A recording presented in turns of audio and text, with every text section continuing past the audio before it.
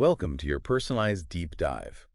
Today, we're tackling something I think every developer grapples with at some point, Yeah, clean code. for sure. And we'll be using Robert C. Martin's Clean Code, a handbook of agile software craftsmanship, Great book. as well as some other insightful pieces to guide us. Yeah.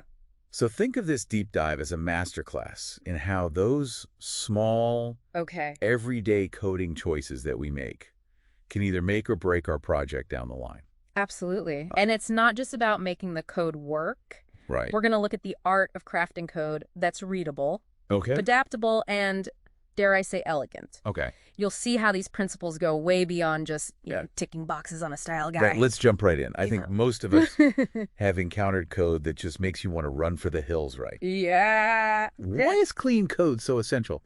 Isn't working code Right. well enough? Well, imagine you're tasked with adding a new feature to a massive code base. And the function you need to modify is like 1,000 lines long. Oh my goodness. Talk about a nightmare. Clean code makes those situations so much easier. I can imagine. Robert C. Martin actually uses a great analogy in the book. Okay. Comparing messy code to a campground that's been left trashed by the previous occupants. Okay. It's not just about being tidy. Right. It's about respecting the next person who comes along. Yeah, I like that. The source mentions a Japanese concept called seiten, Okay. which is all about having this consistent and agreed upon way to keep your workspace organized. Mm-hmm. Makes total sense to apply that same discipline to how we write code. That's spot on. It's not about chasing some kind of elusive state of perfect code. Yeah. It's about constantly treating to make things better than you found them. Yeah. So every time you touch a piece of code, Okay. you have a chance to leave it a little clearer, Yeah. and trust me, your future self will thank you for it. Oh, absolutely. So let's get practical. Where do we even begin with cleaning up our act, code-wise, that is? One of the most fundamental principles and a great starting point is naming. Okay. It sounds simple, Yeah. but giving meaningful names to your variables, Yeah. your functions, your classes can make a world of difference. Mm. Have you ever encountered code where the variable names look like they were generated by a random character generator? Oh, absolutely. Huh. I once spent hours trying to decipher a variable named XIZ. Talk about frustrating. The book has some hilariously bad examples, too. Okay. Like using HP for hypotenuse, Right. which can be super confusing when you're also working with HP systems. Oh, yeah, for sure. Or how about whack instead of kill for a function? Yeah. Not exactly clear, is it? It's just asking for trouble. It's like trying to assemble furniture Right. with instructions written in a language you don't understand. Exactly. Then you have those noise words Say? that add nothing but clutter, like product info Hmm. versus product data. Yeah. Why use two words when one will do? Right. You want to choose the most descriptive and concise term for each concept, Okay. and then just stick with it consistently throughout your code base. Consistency is key. Got it. Yes. Now, the source also repeatedly emphasizes this importance of writing Okay. small, focused functions. Yes. It even says the first rule is functions should be small. Uh-huh. And the second rule is they should be smaller than that. Whoa. Why is that such a big deal? Robert C. Martin doesn't mince words. He compares functions to little machines. Okay. The smaller and more specialized they are, Yeah. the easier they are to understand, to test, and to reuse. Okay. This is about more than just line count, though. Okay. It's about creating functions that operate at the right level of abstraction. So how do we know if a function is doing one thing at the right level? Ward Cunningham has a brilliant quote that gets to the heart of it. Okay. He says, "You know you are working on clean code when each routine turns out to be pretty much what you expected. Think about it. Yeah. If a function called calculate total Okay. is also sending emails and updating the database, Right. it's doing way too much." It's like having a blender that also tries to toast bread and brew coffee. Yeah. A recipe for disaster. Exactly. And those long, sprawling functions are often breeding grounds for bad practices, Okay. like unnecessary repetition and hidden side effects. Speaking of repetition, Yeah, this reminds me of the DRY principle, don't repeat yourself. absolutely. Seems like a simple concept. Yeah. But I've definitely seen code bases where it's just blatantly ignored. Right. Why is this principle so crucial for clean code? Duplication is one of the most insidious forms of code rot.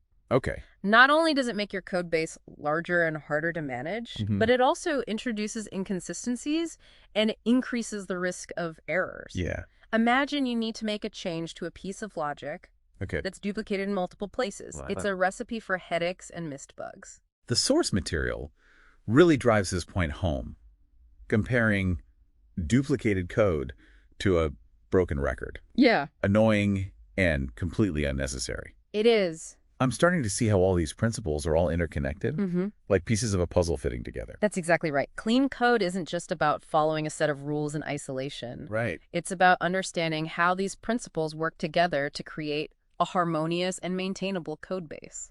Speaking of interconnectedness, Yeah. let's talk about something that often sparks debate comments. Oh, yeah. The source kicks off the chapter with a provocative quote. Okay. Don't comment. Bad code. Rewrite it. Ooh, I like that one. That's certainly food for thought, but does that mean all comments are bad? That quote is brilliant. Yeah. It challenges the common practice of trying to explain messy code with comments, Yeah. when really the best solution is to just rewrite the code to be clearer. Right. But there are times when comments can be valuable. So when are comments actually helpful? I know I've certainly appreciated a well-placed comment Yeah. that explains the why behind a non-obvious piece of code. You hit the nail on the head. Comments are most useful when they provide context or explain the reasoning behind a particular decision, especially if it's unconventional. Right. They can also be great for toadios, Yeah. reminding you of future improvements. But the source also cautions against blindly trusting comments. Mm-hmm. It even says that comments can lie. It's true. What does that mean? It's a great point. Comments can become outdated as code evolves. Oh, okay. They can end up describing something completely different from what the code actually does, Right. creating confusion rather than clarity. Yeah. Imagine reading a comment Okay. that claims a function doesn't modify a variable when it actually does. That would be incredibly misleading. It's like following a recipe where Oh. the instructions are outdated and lead to a culinary disaster. Exactly. So while comments can be useful tools, they need to be used judiciously and maintained carefully. Yeah. Aim for self-documenting code whenever possible. Right. Code that's so clear and well-structured that it speaks for itself. Okay, I'm starting to see a pattern here. Yeah, Clarity and readability seem to be the foundation of clean code, absolutely. which brings us to something that many might dismiss as purely aesthetic formatting. Yeah. But the source makes a strong argument that consistent formatting is much more than that. It absolutely is. Imagine you're debugging a piece of code. Okay. And the indentation is all over the place. Yeah. Lines wrap unpredictably, and there's no rhyme or reason to the spacing. Right. Incredibly difficult to understand the flow of logic and track down the issue. The source even includes a visual comparison of a well-formatted piece of code versus an unformatted mess. Yeah. And the difference is night and day. It is. It's amazing how something as simple as consistent formatting can make such a huge difference. The source highlights a study that found that developers naturally gravitate towards shorter lines of code. Okay. Around 45 characters when reading. Interesting. Turns out we programmers have a built-in preference for tidy code.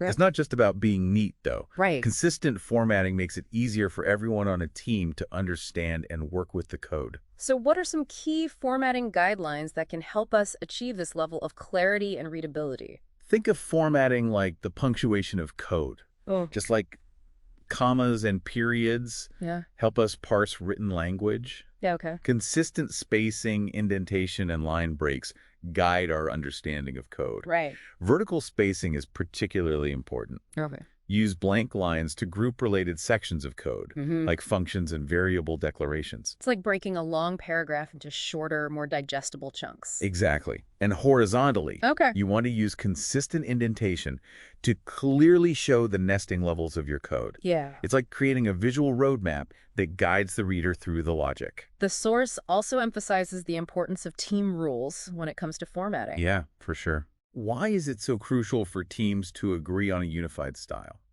Consistency breeds readability. Okay. We want the code to feel like it was written by a single mind, not a jumble of different styles. Yeah. It's a sign of professionalism and makes a code base infinitely easier to maintain in the long run. Right. Plus, if a team can agree on where to put their curly braces, they can probably agree on anything. That's a good point. Mm. Now, we've talked about functions and formatting, Yeah. but what about classes? Okay. How do clean code principles translate to the world of object-oriented design? The source material introduces a concept called class cohesion. Okay. The idea that classes should have a single, well-defined responsibility, Okay. just like those small focus functions we talked about earlier. Okay, so no more trying to cram every possible function into a single mega class. Exactly. Think of a class as a specialist, not a jack of all trades. Okay. It should excel in one area rather than trying to do everything. The source actually provides a great example of a poorly designed class called Super Dashboard. Okay. It only had a few methods, Okay. but it was still violating the single responsibility principle because those methods were all related to completely different concepts. That reminds me of a chef who's also trying to do the accounting and fix the plumbing. A recipe for chaos. You got it. The single responsibility principle, or SRP, applies at all levels of code, Okay. from individual functions to entire classes. Right. The more responsibilities a piece of code has, Yeah. the more reasons there are for it to change, making Yeah. it a maintenance nightmare. So are you saying that a well-designed system should have lots of smaller, specialized classes Yes. rather than a few massive do-it-all classes? Precisely. Think of it like a well-organized toolbox with many specialized tools, Okay. rather than one giant drawer where everything's jumbled together. Right. It might seem like more moving parts at first, Yeah. but it actually helps to manage complexity in the long run. You always know where to look for specific functionality, and you only need to understand the relevant parts at any given time. This is making me rethink how I approach class design. Yeah. It's not about minimizing the number of classes, Right. but about creating a clear and logical structure Yeah. where each class has a distinct role to play. You're getting it. And as you refactor your code, you often find that smaller, more focused functions naturally lead to a larger number of classes as you discover new opportunities for specialized objects. Right. It's all part of the journey of creating a clean and maintainable code base. Okay, so far we've covered some fundamental principles for writing cleaner code. Yeah. Clear and consistent, naming small and focused functions, minimizing duplication, Right. well-placed comments, Yep. consistent formatting, and cohesive classes. That's a lot. This is already a lot to absorb. Yeah. What else should we keep in mind as we strive to write cleaner code? You know, one area where things can get particularly messy, and let's face it, a bit scary, is error handling. For sure. Trying to write clean and robust code Yeah. that can gracefully handle all sorts of unexpected situations can feel like navigating a minefield. It's true. Error handling can turn even the most elegant code into a tangled mess. Yeah. The source material emphasizes a key strategy right off the bat. Go. Use exceptions for error handling instead of relying on return codes. Why is that such a big deal? I've seen plenty of code that uses return codes to signal errors Yeah. and seems to work just fine. Think about it this way. Okay. With return codes, your main code logic gets cluttered with all these checks for different error conditions. Yeah. It's like trying to read a story that's constantly interrupted by footnotes and sidebars. Right. It disrupts the flow and makes the code much harder to follow. So exceptions allow you to create this separate dedicated path for dealing with errors, Yeah. keeping the main logic clean and streamlined. That's a great way to put it. It's like having a dedicated emergency lane on the highway. The regular traffic can keep flowing smoothly, while the exceptions are handled separately. I like that analogy. But things get a little murky when we start talking about different types of exceptions, Okay. like checked and unchecked exceptions. Yeah. What's the difference and which one should we use? That's a question that sparks a lot of debate in the programming world. Okay. The source actually presents arguments for both sides. Okay. Checked exceptions, which you have to declare explicitly. Okay. Force the caller to deal with them. Right. Which can be good for catching errors early on, but they can also lead to a lot of boilerplate code. Yeah. Especially in large, complex systems. It's like requiring everyone who enters a building to go through a security check. Right. Even if they're just visiting the lobby. Exactly. Okay. Unchecked exceptions, on the other hand, don't have to be declared explicitly, which gives you more flexibility. Okay. But they also come with the risk of runtime crashes if they're not handled properly. So it sounds like there's no one-size-fits-all answer. Yeah. The best approach depends on the specific context and the trade-offs you're willing to make. That's right. It's about finding the right balance between robustness and flexibility. Okay. But no matter which type you choose, what really matters is how you define your exception classes. Okay. They need to provide useful information to whoever is trying to debug the problem. Okay, so think about the person on the other end of the cane. Yeah. provide clear messages and helpful context to guide them towards the source of the error. Absolutely. It's like leaving breadcrumbs to help them find their way back out of the forest. Exactly. Now, speaking of potential headaches for debugging, let's talk about the elephant in the room, concurrency. Concurrency. The source material doesn't sugarcoat it, calling it a potential source of nightmarish scenarios. Right. It's a whole different world. Yeah. Demanding a new mindset and a new set of tools to navigate its complexities. I can imagine. It's like trying to juggle a dozen flaming torches while riding a unicycle. One wrong move and everything goes up in flames. So how do we even begin to approach concurrency in a way that promotes clean code? Well, the first step is acknowledging that it's a beast best tamed with care and a deep understanding of the pitfalls.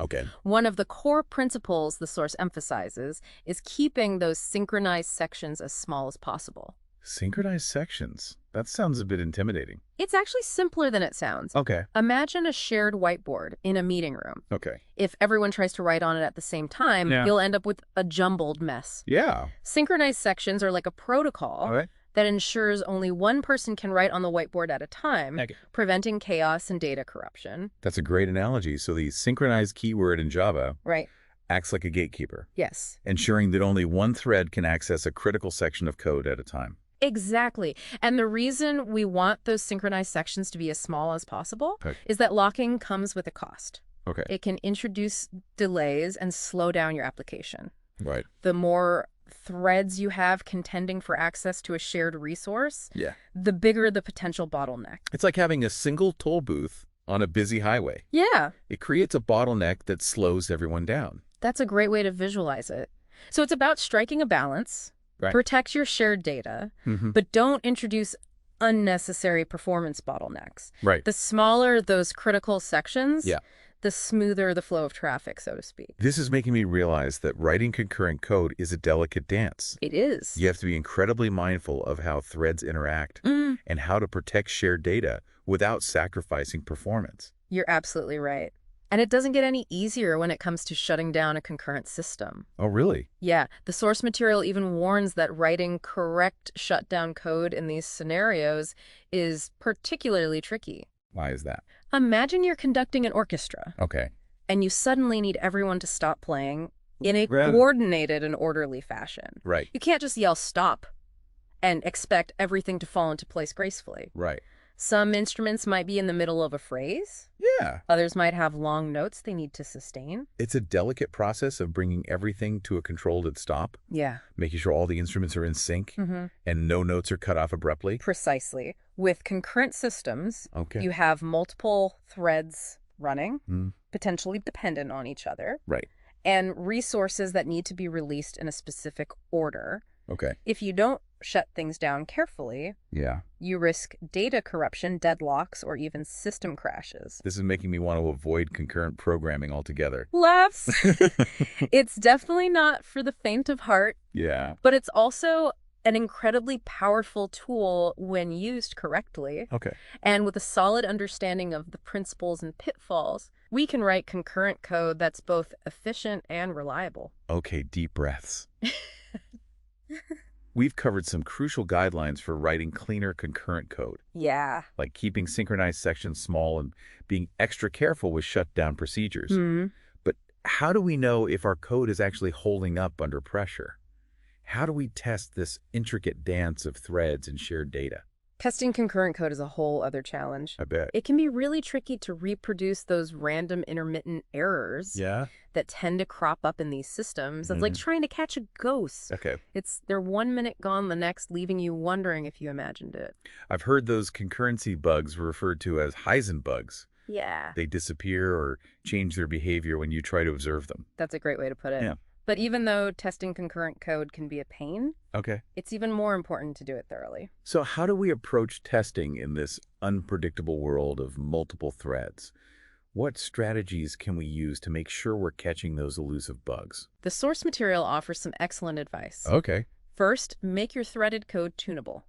Okay. Instead of hard-coding values that affect concurrency, use configuration parameters to control things like the number of threads, timeouts, and other factors. So it's like having a control panel for your code. Yeah. With knobs and dials that allow you to tweak the settings and see how the system behaves under different conditions. Exactly. This gives you much more control over your testing environment. Okay. Allowing you to simulate a wider range of scenarios. Right. And stress test your code to expose potential weaknesses. That makes a lot of sense. It's like being able to adjust the difficulty level in a video game. Yeah. You can start with easier tests and gradually increase the complexity as you gain confidence in your code. Exactly. What else can we do to make testing concurrent code more effective? The source also recommends running your tests with more threads than processors. More threads than processors. Yeah. Okay. This might sound counterintuitive, but it actually helps to expose race conditions and other synchronization problems that might not show up with fewer threads.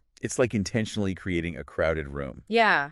To see how well people can navigate the space without bumping into each other. That's a great analogy. Okay. By increasing the contention for shared resources, you're more likely to trigger those subtle timing issues that can lead to unpredictable and difficult to debug errors. Okay, so make the code tunable, crank up the number of threads, and stress test your code to its limits. Yes. What else should we keep in mind when testing concurrent code? Don't underestimate the importance of platform diversity. Okay. Different operating systems and hardware can have subtly different threading models and memory management schemes, which can lead to variations in behavior. It's like traveling to a foreign country with different customs and social norms. Right. What works in one context might not work in another. That's a great point. So make sure you're testing your code on a variety of platforms to ensure it's robust and behaves consistently across different environments. Okay, so make it tunable, stress test it, and test it across different platforms. Yeah. Is there anything else we can do to make our lives easier when it comes to testing concurrent code? Absolutely. The source material mentions a technique called jiggling. Jiggling, okay. Essentially, introducing small random delays or variations in the order of thread execution during testing. It's like shaking a snow globe to see how the flakes settle differently each time. What's the benefit of doing this? It helps to expose those subtle timing dependencies that can lead to race conditions and other elusive concurrency bugs. Okay. By introducing this element of randomness, you're essentially simulating a wider range of execution scenarios, increasing the chances of triggering a latent bug. That's a clever technique. Yeah. And it makes sense. Yeah. Concurrency bugs often arise from these unexpected interleavings of thread execution. Right. By shaking things up a bit, we can uncover those potential issues. You got it. And there are even tools that can help automate this jiggling process. Wow. Yeah. Making it easier to incorporate into your testing workflow. So we've covered a lot of ground here. We have. Writing clean code, handling errors, gracefully navigating the complexities of concurrency, and the critical role of testing. It's all connected. What I'm really starting to appreciate is how all these concepts are interconnected, how they support and reinforce each other. You're exactly right. They're not isolated principles, but facets of a larger philosophy of software craftsmanship. Okay. A way of approaching code that prioritizes clarity, maintainability, and elegance at every level. And this brings up a fascinating concept that the source material highlights. Okay. The idea of emergence in software design. Yeah. It's this idea that simple principles, when applied consistently, can lead to unexpected and beneficial outcomes at a higher level. It's a powerful concept. Imagine a flock of birds flying in formation. Okay. Each bird follows simple rules reacting to its immediate neighbors. Yet collectively, they create these beautiful, complex patterns that seem to emerge spontaneously. It's like the whole being greater than the sum of its parts amazing. It is. How does this principle of emergence relate to clean code? By focusing on those foundational principles we've been discussing. Writing tests first, minimizing duplication, keeping our code modular and well-structured.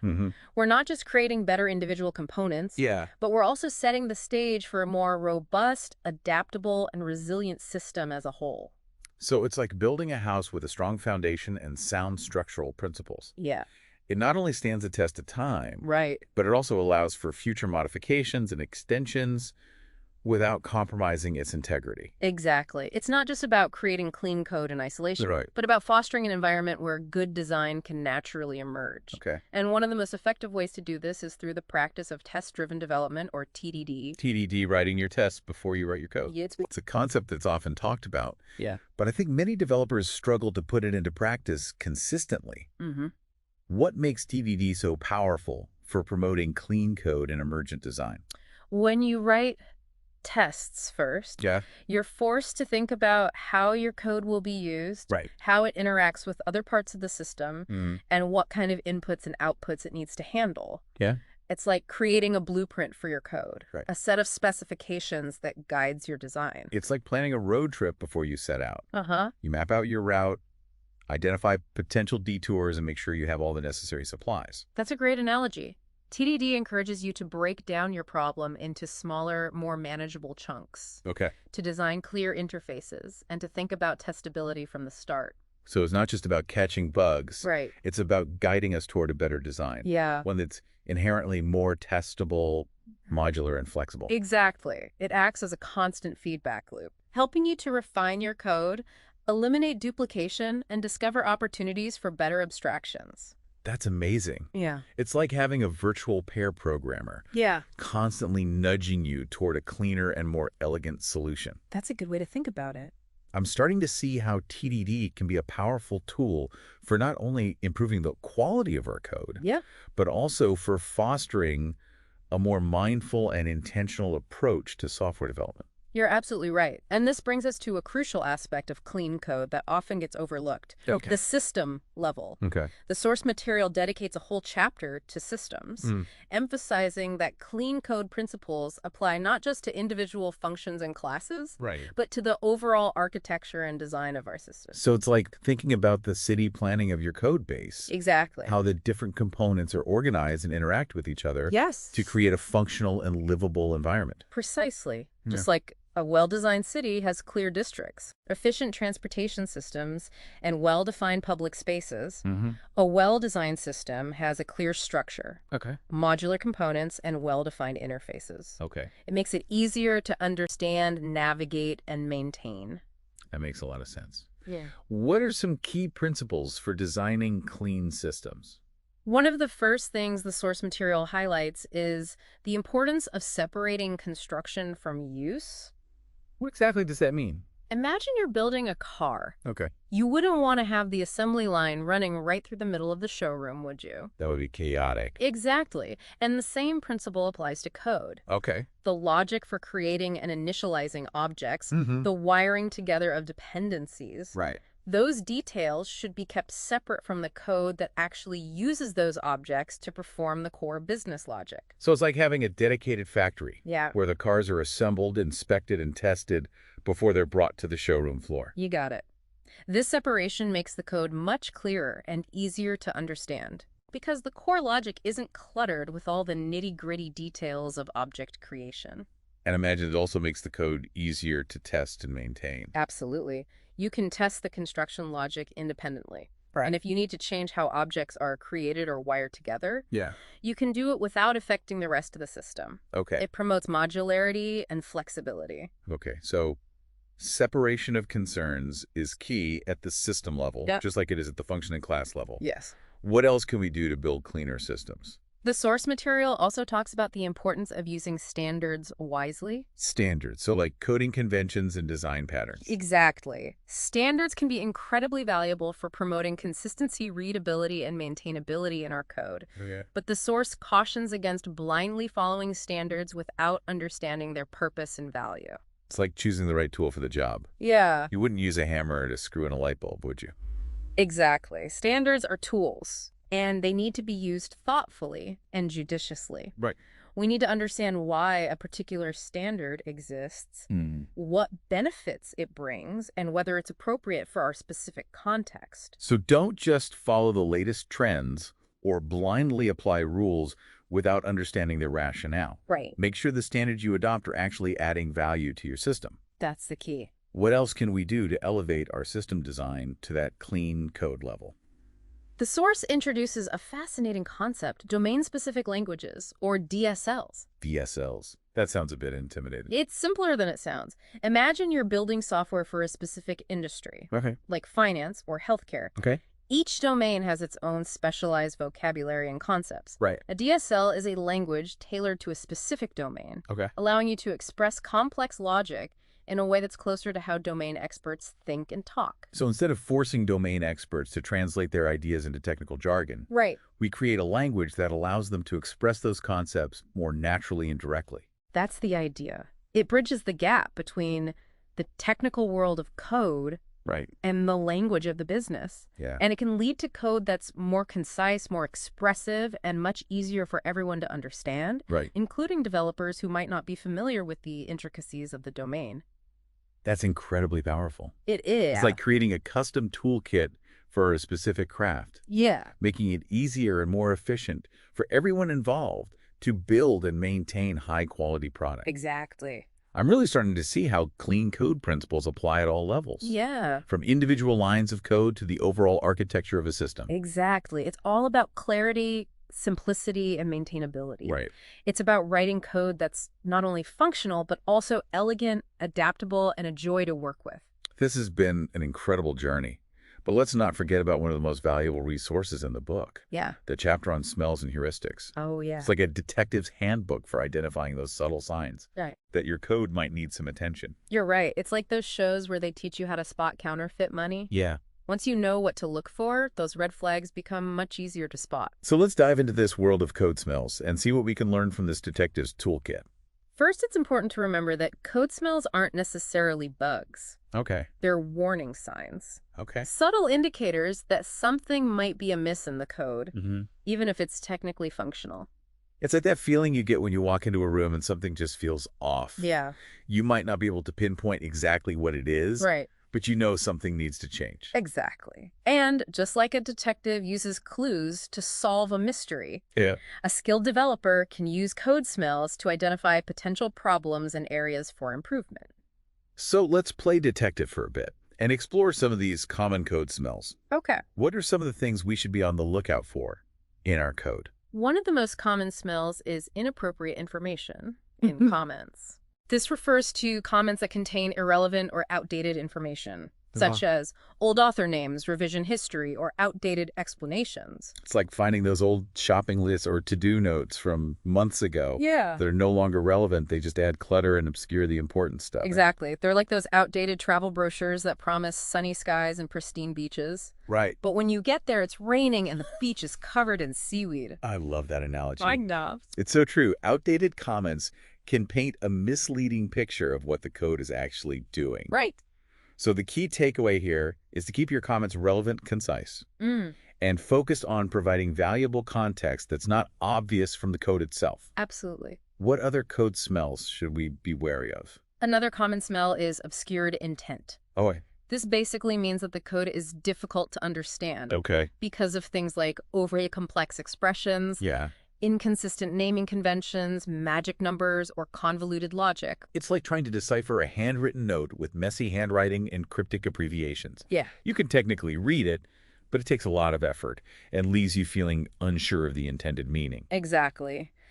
We want to write code that's as clear and expressive as possible Okay. so that anyone reading it can easily grasp the intent. Right. Think of it like writing a well-structured essay Mm-hmm. with a clear thesis statement and supporting arguments. Okay, so clarity and expressiveness are key. They are.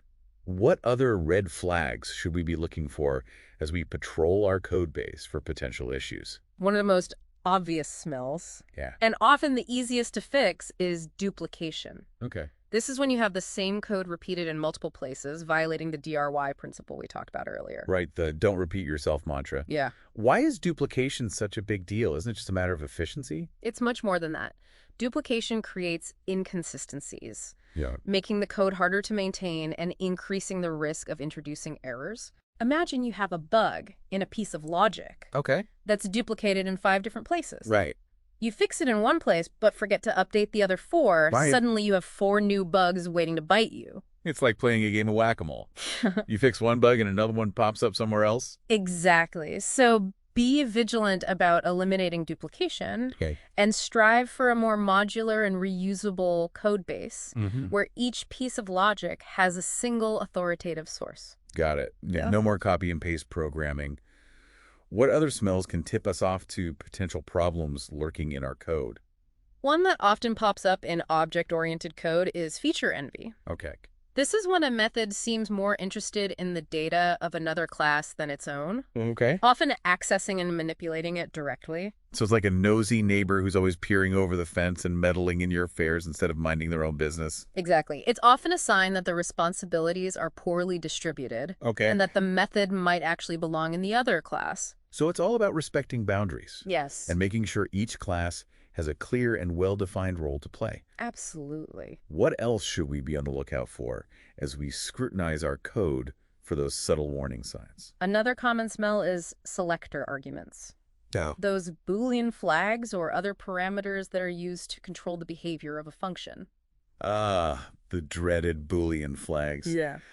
I've definitely seen code where a single function has a dozen different flags Yeah. that can be flipped on and off to modify its behavior. It's like having a Swiss Army knife with a million different attachments. Right. It might seem versatile at first, Yeah. but it quickly becomes a confusing and unwieldy mess. And those functions with a bunch of flags are often hard to understand and test. Right. Because you have to remember what each combination of flags does Yeah. and how it affects the behavior of the function. Exactly. It's a Yeah. classic case of overgeneralization leading to complexity and confusion. Okay. The source recommends refactoring such code Yeah. to create multiple, more specialized functions. Okay, each with a clear and focused purpose. So it's like having a separate tool for each job Yes. instead of trying to cram everything into a single multi-purpose tool. Exactly. It makes the code much clearer and easier to maintain Right. because each function has a well-defined responsibility Yeah. and there's no ambiguity about what it does. Okay, so avoid those Swiss Army knife functions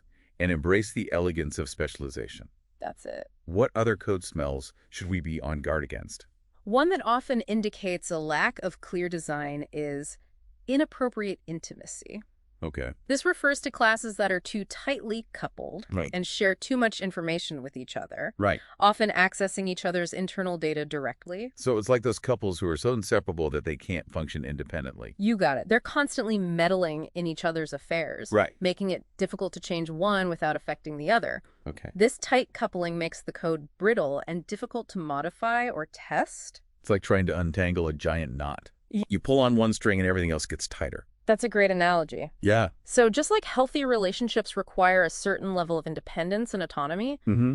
well-designed classes should have clear boundaries and well-defined interfaces. Right. They should interact with each other respectfully through well-defined methods, Okay. rather than intruding on each other's private spaces. Okay. Healthy boundaries and clear communication are key both in relationships and in code. Laughs, that's true. What other code smells can signal a need for refactoring? Another common smell is primitive obsession. Okay. This refers to an over-reliance on primitive data types like integers, strings, and booleans, Yeah. instead of creating more meaningful objects to encapsulate data and behavior. So it's like trying to build a house using only bricks and mortar without any specialized components like doors, windows, or plumbing. Exactly.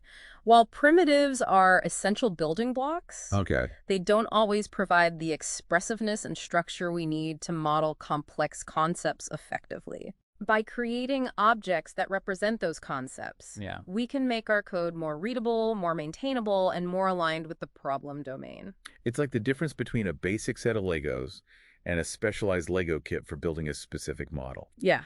The specialized kit provides pre-designed components that make the building process easier and more enjoyable. That's a great analogy. By embracing objects, Okay. we can create code that's more expressive, more reusable, and more aligned with the way we think about the problem we're trying to solve. Okay, so fight that primitive obsession and empower your code with the expressiveness of objects. Yes. What other code smells should we be on the lookout for as we strive to create cleaner and more elegant code bases? One smell that often indicates a need for refactoring is the overuse of switch statements. Oh. While they can be useful in certain situations, they often indicate that the code is doing too much Okay. and that the responsibilities might be better distributed. It's like having a giant switchboard that controls all the lights in a building. It might work, but it's not very elegant or efficient. Exactly.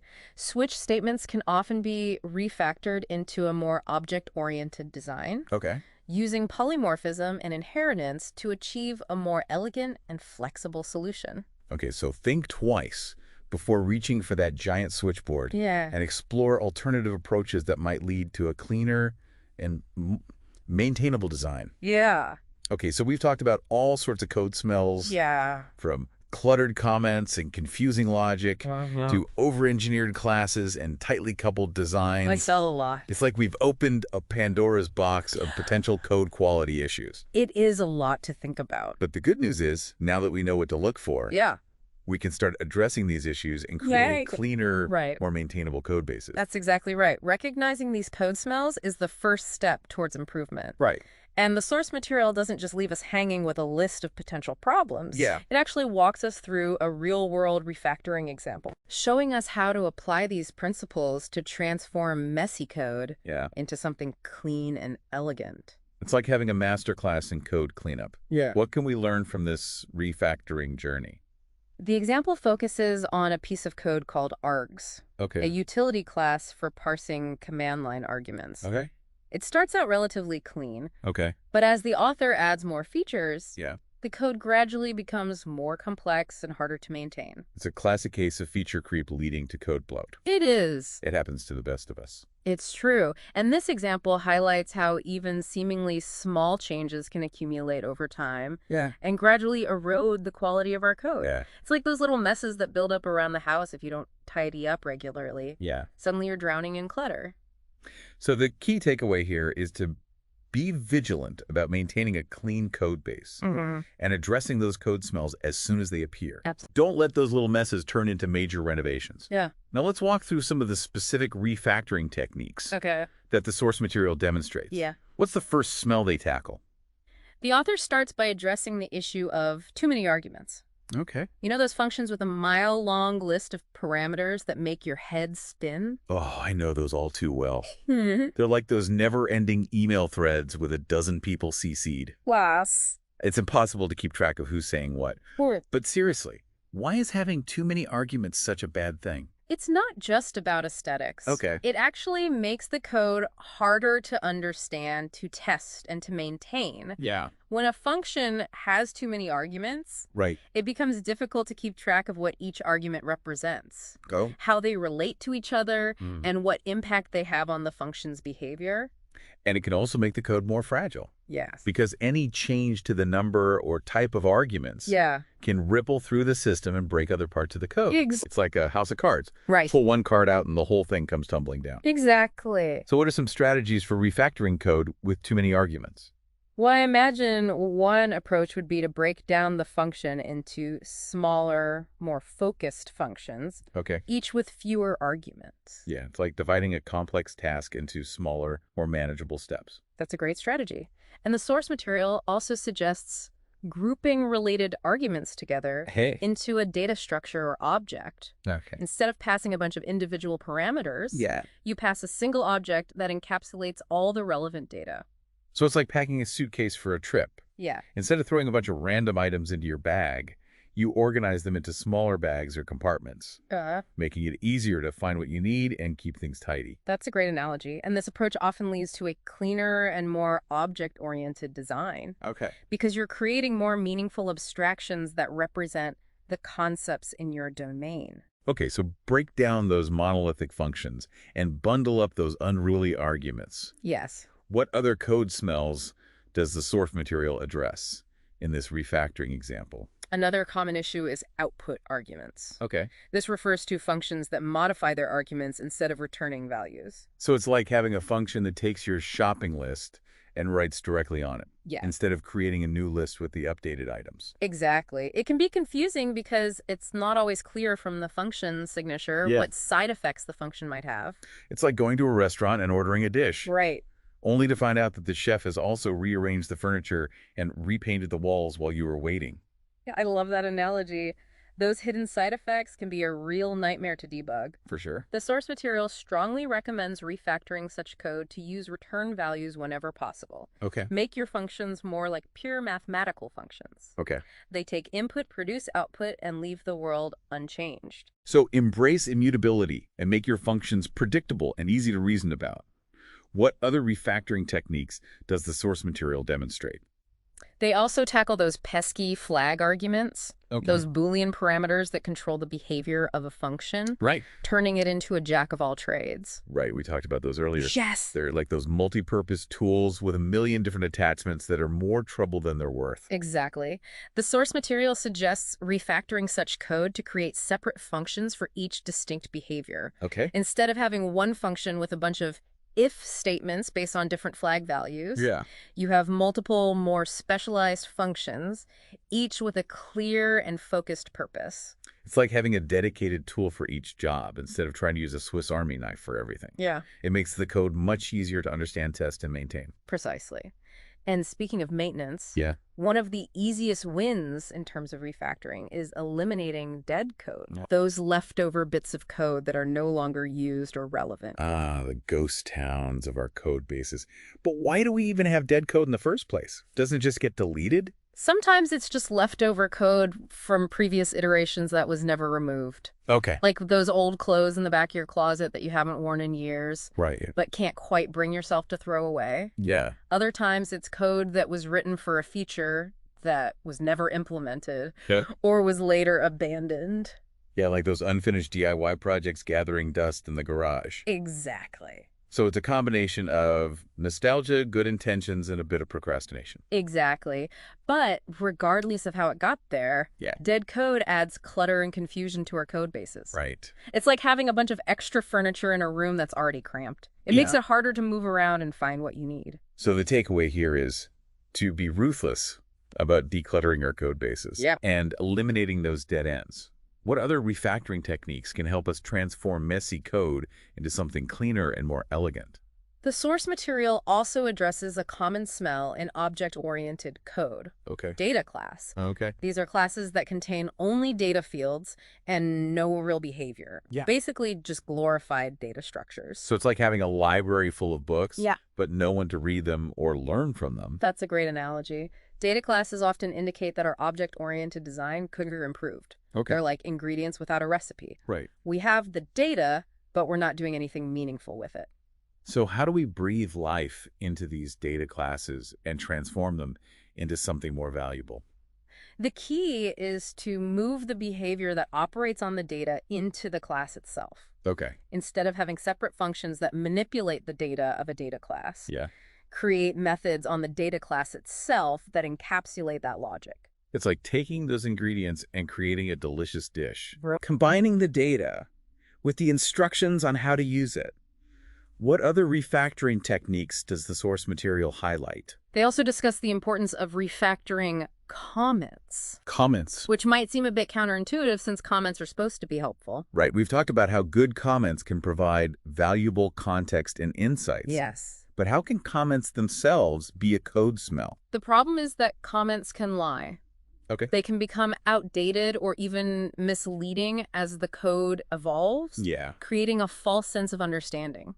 Yeah, it's like relying on an old map to navigate a city that's undergone major renovations. You might end up getting lost. Exactly. So it's not about eliminating comments altogether, but about being mindful of their potential pitfalls and using them judiciously. Yes. When should we use comments and when should we refactor them away? The source material suggests that comments are most valuable when they explain the why behind a piece of code, especially if it's not obvious from the code itself. They can also be helpful for documenting assumptions, constraints, or potential pitfalls. So comments should provide insights that aren't readily apparent from the code itself. Exactly. They should explain the rationale, the motivation, the bigger picture. Exactly. But if you find yourself writing comments to explain what the code is doing, it's often a sign that the code itself could be clearer. In those cases, it's usually better to refactor the code to make it more self-explanatory, rather than relying on comments as a crutch. It's like the difference between giving someone a fish and teaching them how to fish. Refactoring the code empowers the reader to understand it directly, Yeah, rather than relying on external explanations. absolutely. Now, what about formatting? We talked earlier about the importance of consistent formatting for readability. Yeah, Can formatting itself be a code smell? absolutely. While consistent formatting is crucial, Oui. inconsistent or poorly chosen formatting can actually hinder readability and understanding. So it's not just about following the rules. Yeah. It's about understanding the principles Yeah. behind those rules Yeah, and applying them thoughtfully to enhance clarity and readability. exactly. Think about indentation, for example. Okay. Consistent indentation is crucial for visually conveying the structure and nesting levels of our code. Right. But if the indentation is inconsistent or poorly chosen, Yeah. it can make the code much harder to parse and understand. It's like reading a book where the paragraphs are all jumbled up. Uh-huh. You can still technically read it, Yeah. but it's a lot more effort and you're likely to miss important details. That's a great analogy. And the same applies to other formatting choices, Right. like line break spacing and the placement of curly braces. Right. These seemingly minor details can have a big impact on readability and comprehension. Okay, so pay attention to those formatting details Yeah, and make sure they're contributing to the clarity and elegance of your code, not hindering it. absolutely. What other refactoring techniques does the source material demonstrate? They also tackled the challenge of parallel inheritance hierarchies. Right. Those situations where you have two or more inheritance hierarchies that Yeah. are tightly coupled, Right. forcing you to create a new subclass in one hierarchy every time you create a new subclass in another. Right. We talked about those earlier. Yes. It's like having two sets of train tracks that run parallel to each other, Yeah. but you have to build a new bridge every time you want to connect them. Right. It's a sign that the design is too rigid and inflexible. Exactly. The source material suggests a few strategies for refactoring such code. Okay. One approach is to try to merge the hierarchies, Okay. either by finding a common superclass or by introducing an interface that can be implemented by both. Okay. It's like building a single unified track that can accommodate both types of trains. That makes sense. It streamlines the design and reduces the need for duplication. Yeah. But what if merging the hierarchies isn't feasible? What other options do we have? Another approach is to use delegation instead of inheritance. Okay. Instead of creating a subclass that inherits from another class, Yeah. create a separate class that has a reference to an instance of the other class and delegates to it. So it's like having a personal assistant who handles specific tasks on your behalf, rather than trying to do everything yourself. Exactly. Delegation allows you to achieve similar functionality without the tight coupling of inheritance, Okay. making the code more flexible and adaptable. Okay, so break free from those parallel tracks and embrace the power of delegation to create a more streamlined and adaptable design. This deep dive into the world of clean code has been incredibly insightful. It's been a fascinating journey exploring not just the principles of clean code, Yeah, but also the mindset and philosophy that underpin them. We've covered a lot of ground, we have. from the importance of clear naming and small focused functions Yeah. to the challenges of concurrency, the art of testing, and the subtle warning signs of code smells. Mm-hmm. And what's so impressive about the source material is that it ties all these concepts together into a coherent and compelling vision Yeah. of what it means to write clean code. It's not just about following a set of rules. Right. It's about embracing a mindset that prioritizes clarity, simplicity, and maintainability at every level, from individual lines of code to the overall architecture of a system. And it's about recognizing that clean code is not a destination. Yep. It's a continuous journey of learning, improvement, and refinement. Absolutely. The more we practice these principles, the more they become second nature. Yeah. And the more we can create software that is not only functional, but also elegant, robust, and adaptable to change. Beautifully said. And remember, the source material goes even further, exploring the concept of clean code as something almost divine, a testament to the transformative power of writing code that is not only functional, but also beautiful, inspiring, and a joy to work with. It's a powerful thought It is. that we as developers have the potential to create something truly remarkable, Yeah. something that transcends mere functionality and becomes a work of art. Absolutely. So as you embark on your own coding adventures, Yes. remember to embrace the challenge, Yes. strive for excellence, and let your code be a reflection of your craftsmanship and your passion for creating something truly special. Well said. Happy coding.